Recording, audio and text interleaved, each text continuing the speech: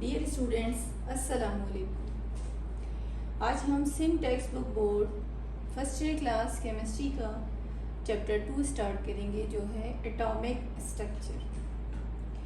देखिए, atomic structure से start करने से पहले हम एटम की डिस्कवरी, एटम के पार्टिकल्स और इन सब की हिस्ट्री को थोड़ा सा जो है वो एक नज़र जो है वो देख लेते हैं। सबसे फर्स्ट कॉन्सेप्ट जो है वो अरिस्टो ने एक कॉन्सेप्ट प्रपोज किया था। Matter is composed of 4 elements, यानी हमारी पूरी जो यूनिवर्स है और उसमें जितनी भी मटेरियल हैं, जो कुछ भी है मैटर है, वो सिर्फ इन 4 जो है कॉम्पोजिशन से जो है वो बना है: अर्थ, वाटर, एयर एंड फायर। उसके बाद देखिए, सेकंड जो है आपकी थ्योरी, ल्यूसीफस एंड डेमोक्रिटस, जो कि दोनों फिलोसोफर थे, उन्होंने 440 BC में थ्योरी प्रपोज की और उन्होंने कहा कि matter is composed of invisible, indivisible, infinite number of building blocks called atoms.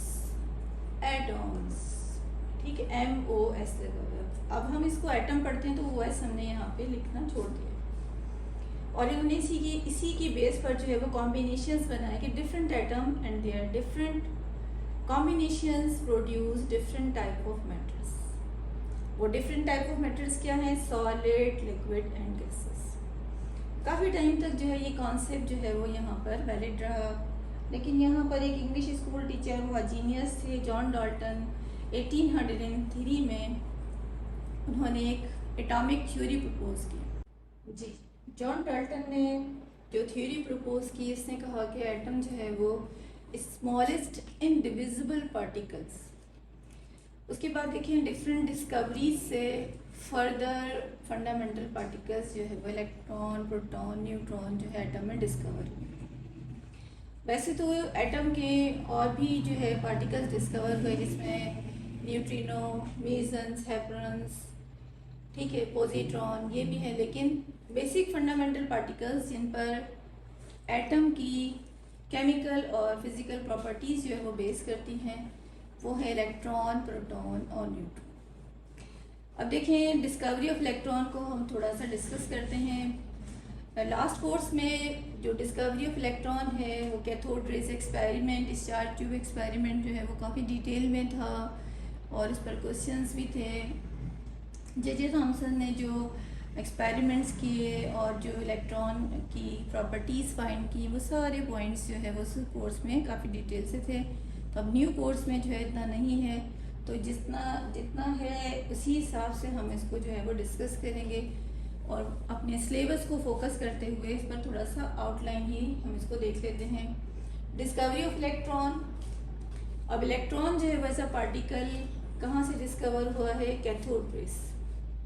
जो कैथोड रेज जो है वहाँ से जो पास हुई हैं, उससे हमने जो है काफ़ी टाइम डिस्कस करने के बाद जो है कहा, साइंटिस्ट ने कहा कि वो इलेक्ट्रॉन है।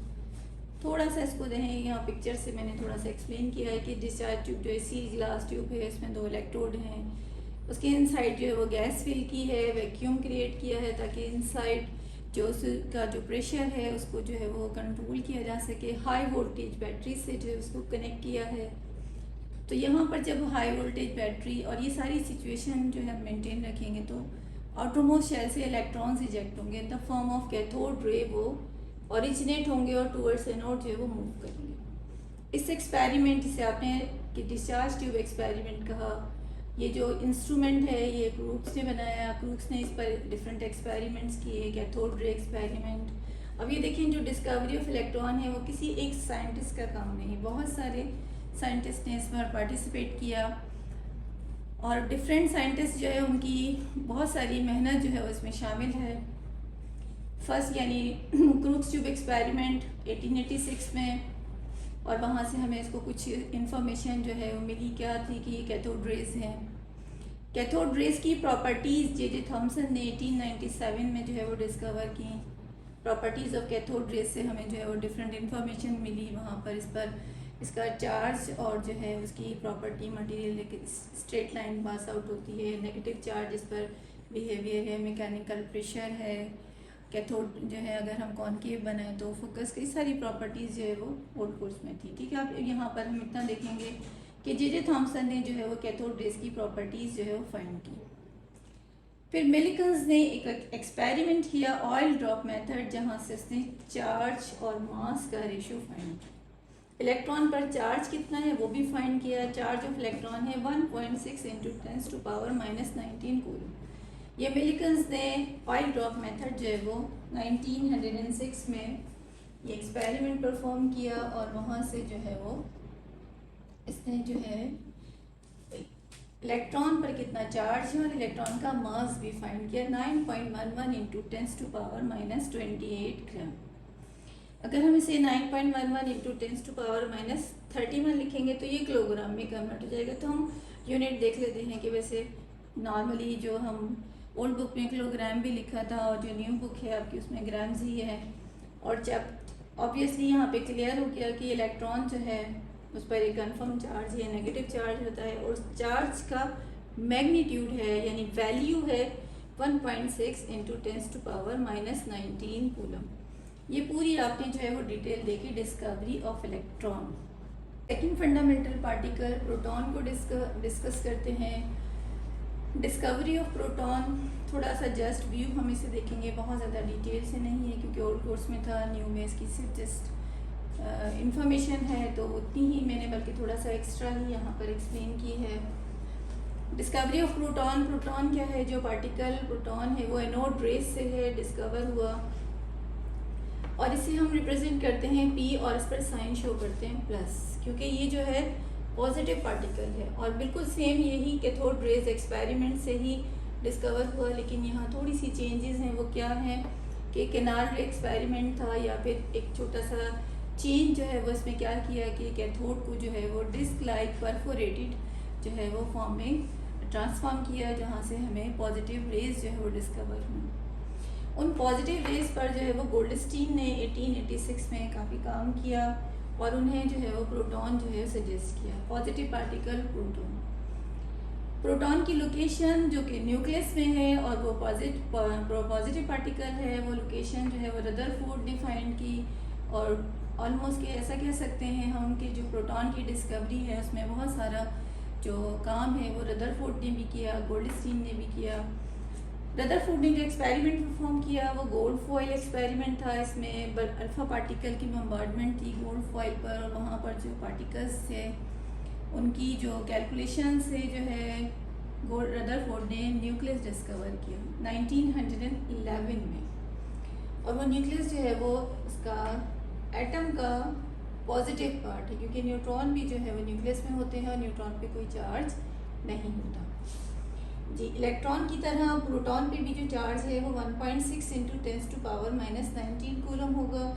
यहाँ देखिए पॉइंट हम नोट करेंगे कि जितना पॉजिटिव चार्ज जो है वो प्रोटॉन पर होगा उतना ही नेगेटिव चार्ज इलेक्ट्रॉन पर, यानी कि दोनों पर 1.6 × 10⁻⁻19 प्रोटॉन पे पॉजिटिव और इलेक्ट्रॉन पे नेगेटिव, क्योंकि एटम जो है वो इलेक्ट्रिकली न्यूट्रल होता है जी। मास की बात करते हैं, यहाँ पे 1 प्रोटॉन इज़ 1836 टाइम हैवी है इलेक्ट्रॉन से, यानी कि प्रोटॉन 1836 टाइम हैवी पार्टिकल है, electron lightest particle. Third fundamental particle neutron, discovery of neutron को डिस्कस करते हैं। न्यूट्रॉन डिस्कवर हुआ 1932 में और न्यूट्रॉन को जो है जेम्स चैडविक ने जो है वो डिस्कवर किया। न्यूट्रॉन को हम N से रिप्रेजेंट करते हैं। न्यूट्रॉन जो है वो न्यूट्रल होता है और ये आर्टिफिशियल रेडियो एक्टिविटी जो है इसके एक्सपेरिमेंट से जो है वो डिस्कवर हुआ। बेरिलियम पर अल्फ़ा पार्टिकल्स की बम्बार्डमेंट, ये जो 82 के बाद जो लेड प्लम्बम है 82 के बाद जितने एलिमेंट्स होते हैं वो नेचुरली रेडियो एक्टिव एलिमेंट्स होते हैं। यहाँ पर जेम्स चैडविक ने पोलोनियम यूज़ किया और वहाँ से जो अल्फ़ा पार्टिकल्स पास हुई उनको बेरिलियम पर जो है वो बम्बार्डमेंट की। तो यहाँ से इसने एक्सपेरिमेंट जो कि आर्टिफिशियल रेडियो एक्टिविटी है न्यूट्रॉन डिस्कवर किया। न्यूट्रॉन पर कोई चार्ज नहीं है, न्यूट्रल है और न्यूट्रॉन का मास जो है वो 1839 टाइम हैवी है इलेक्ट्रॉन से। और ये हैवी पार्टिकल्स दोनों जो है दोनों की लोकेशन जो है प्रोटॉन और न्यूट्रॉन दोनों सेंटर में, न्यूक्लियस में, और ऑर्बिटल जो है अराउंड द न्यूक्लियस। तो आज हमने थोड़ा सा जो है जस्ट हाईलाइट इलेक्ट्रॉन, प्रोटॉन और न्यूट्रॉन की डिस्कवरी जो कि आपके चैप्टर 2 में एटॉमिक स्ट्रक्चर में इंट्रोडक्शन में थी, तो वो आज हमने इसको कंप्लीट किया। आई होप कि आपने इसका अच्छी तरह से इसको जो है वो देखा, समझा होगा। अब यहाँ पे इम्पोर्टेंट पॉइंट्स क्या हैं कि साइंटिस्ट के नाम है, डेट है, उन पर चार्ज की वैल्यूज़, मास, ये इंपॉर्टेंट जो पॉइंट्स हैं जो मैंने बहुत ज़्यादा शॉर्ट करके यहाँ पर हाईलाइट किए हैं, आप उनको नोट करेंगे। जी, नेक्स्ट टॉपिक में हम इससे आगे वाले पॉइंट डिस्कस करेंगे। आई होप कि आपको इसमें अब कोई कन्फ्यूजन नहीं होगी।